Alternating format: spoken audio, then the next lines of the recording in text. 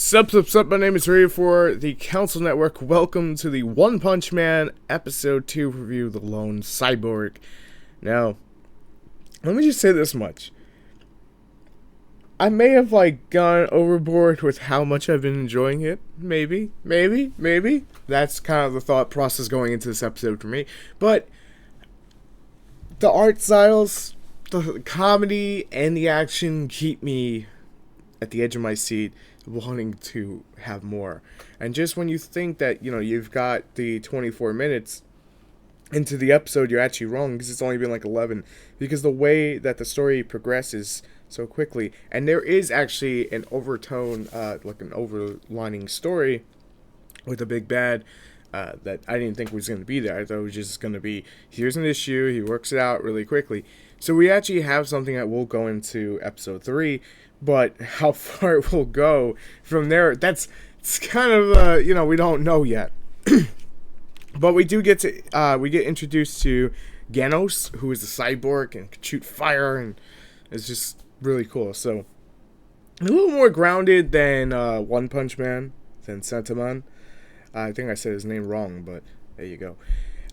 But he's a lot more grounded compared to him because, well, even though he's a cyborg, he's not overpowered like One Punch Man. Not to sound the wrong way, when you come into something called One Punch Man, you come on the assumption that this is pretty much going to be, we have a character who's OP as fuck, could probably take on Superman with one punch and some shit like that and take him out. That's kind of the thing. Maybe more than one for Superman, but still. So you kind of come under the assumption that this is what you're getting yourself into. It's not your typical anime. It's not your typical action anime. And there's nothing wrong with the typical action anime, I guess, to phrase it that way. But to be fair, it's over the top. It's over the top, and that's what you come for. The different art styles still appeal to me like no other. I thought I would kind of get into the situation where I was like, I'm not enjoying this because of all these different, different things. But the chemistry between Genos and One Punch Man is hilarious because he's like, just shut the fuck up and get to the point. You're going way too long. And I was sitting there trying not to laugh. And it's one of those, my family's dead. They took everything from me, and then I became a cyborg because a doctor came through and helped me, and now I'm actually given a second, chance at life. And I'm 19, and One Punch Man's like, I didn't start training until I was 22, so you'll probably surpass me in no time.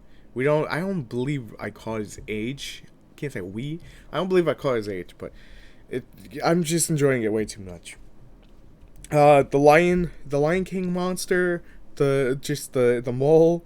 Oh my god, the Digimon feels I got from this episode were hilarious, but at the same time it was just. Am I the only one who, when saw the Gorilla King, I want to call him the Gorilla King because I didn't catch his name either because he died so quickly, almost died, reminded me of Optimus Primal from Beast Wars. I'm probably the only one, but still, I just had to get that in there. This episode still keeps me interested in One Punch Man to the point I want to watch more, not to the point that I want to stop watching, so I'm going to give it a 9.9 out of 10. The only reason it's a 9.9, not a 10, is because of, I want to say that I'm not into the fan service. I felt the bug had a little bit too much fan service. I think it was kind of obvious, but again, it is what it is. It's anime. It's over the top. It fits. Hence the 0.1 minus. I'm being generous. Otherwise, I'll give it a solid 9 because it was a really solid episode. So, if you guys enjoyed the content's flash review, it will be coming out after this. Make sure One Punch Man subscribe for more, and we will see you on the next one. I just One Punch the subscribe button. Anyway, I'll see you on the next one. Thanks for